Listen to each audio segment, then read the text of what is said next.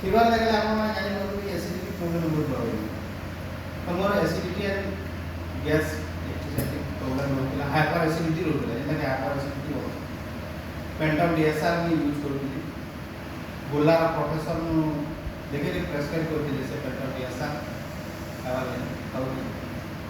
ତ ଯେତେବେଳେ ଆମର ଆଜ୍ଞା ଆସିଲେ ଶିବାଜୀ ଆଜ୍ଞା ଆସିଲେ, କୈଳାସ ଆସିଲେ, ତ ମେସିନ୍ ବାବଦରେ ଯେତେବେଳେ କହିଲେ ତାପରେ ଆମେ କନଭିନ୍ସ ହେଇକରି ଲଗାଲି। ଲଗାଲା ପରେ ପାନ୍ ପିଇଲା ପରେ 15 दिन କେନ୍ वाटर हम पिला ପରେ ମୋର एसिडिटी प्रोब्लेमटा ବର୍ତ୍ତମାନ पूरा जीरो हो मेडिसिन आउट हो मेडिसिन आर खाबार के ना पड़ा। तापर एक्सपेरिमेंट हिसाब से आम घरे मोर बड़ भाई हाई डायबिटीज थिला। डायबिटीज जेनटा कि आमर फास्टिंग ब्लड सुगर जेनटा बोलछन एफबीएस ताकर 250 रुपये एवं आरबीएस रैंडम ब्लड सुगर ताकर रहउतला 350 380 रहउतला।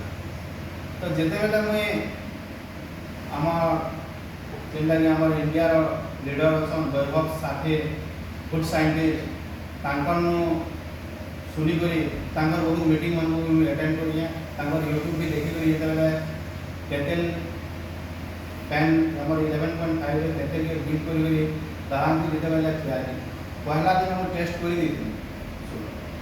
तो सेतेबेला थिला ताकर एफबीएस थिला 237 थिला।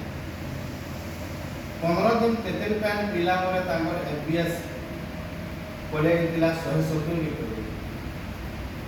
तो ए पैन रो बहुत माने तार प्रॉपर्टी जे एक्चुअल काम दो अलगा मशीन मानकोटा जेता कि हम सुन कि उडे बॉम्बे न भले वाला कि उडे दिल्ली न भले वाला सेटा सुनु तो विश्वास न करो। किंतु हमर लोकालिटी रे हमर एरिया रे लोग माने किडनी डायबिटीज जेता कि इंसुलिन देलाटा माने भले हमर दृष्टिगोचर हेछि सेति लागि पैन पीवा लागि संपूर्ण मोर तरफ अनुरोध।